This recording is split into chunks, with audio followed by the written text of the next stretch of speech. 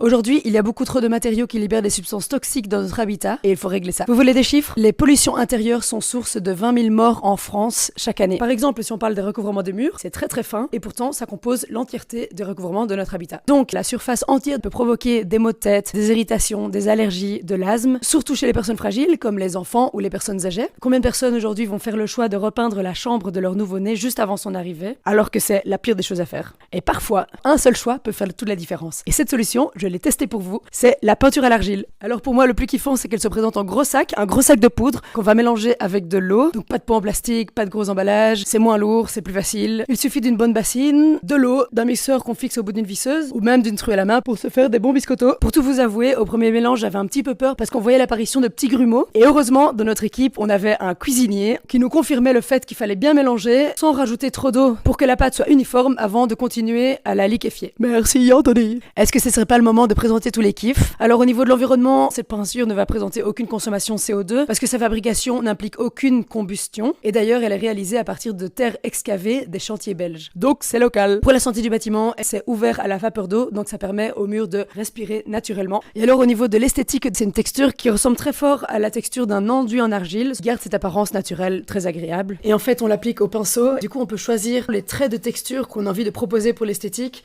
On pourrait dire des lignes verticales ou en des mouvements en diagonale, ça donne un super aspect. Authentique, naturel, trop stylé. J'ai trop kiffé son utilisation, c'est super agréable à travailler, on peut en avoir sur les mains, sur les vêtements, on peut en avoir sur la peau. Tous les outils qu'on a utilisés, on a pu les laver à l'eau. Pas d'odeur, j'ai pas essayé de la manger pour la goûter, mais pour la mise en œuvre, c'est super chouette. Merci pour votre écoute. Est-ce que c'était bien ce micro là?